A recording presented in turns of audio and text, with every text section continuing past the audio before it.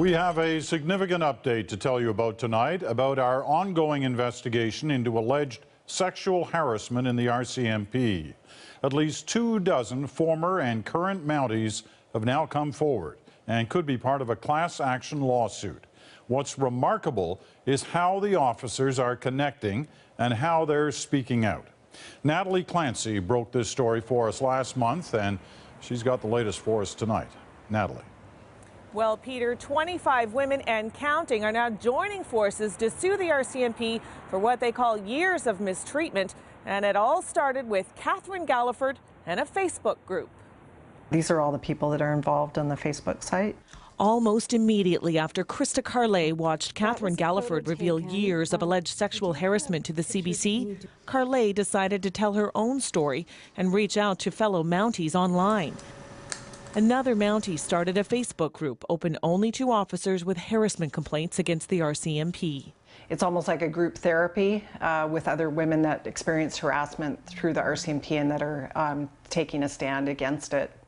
It was Heli Kajanan's idea to join forces in a class action lawsuit against her former employer. And the numbers were just growing daily.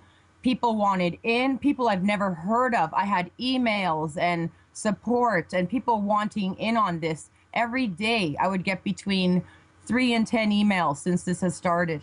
Their group now forms the basis of a case being built by 7 lawyers in Ontario and BC, including Alexander Zaitsev. He says he's heard from officers in every province with horror stories to tell. Constant, terrible bullying, a hateful work environment, a tough place to actually show up and do your job, all the way to sexual assaults. So that's the gamut. Lawyer David Klein is also hearing complaints and says the suit will likely be filed in BC next month, seeking millions of dollars in damages. Money isn't going to bring back someone's health. Money is not going to bring back someone's family. And money won't bring back a career, a broken career. Money is part of it, but it's certainly not what the case is all about. In Carlet's case, like many of her colleagues, she was diagnosed with PTSD, divorced, and can no longer work. I've had days that I've been so depressed I just haven't wanted to get on with my day, to get out of bed and stuff. So, and that's where the Facebook site has been extremely supportive.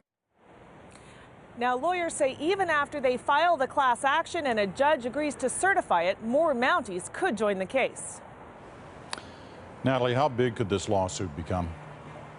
Well, the lawyer leading the case says it could potentially involve hundreds of plaintiffs and end up suing the RCMP for hundreds of millions of dollars. One lawyer says he believes at least 1 in 4 of the 4,000 female RCMP officers on the job may have been subject to discrimination and harassment. Peter? All right, Natalie, thanks very much. Natalie Clancy in Vancouver tonight.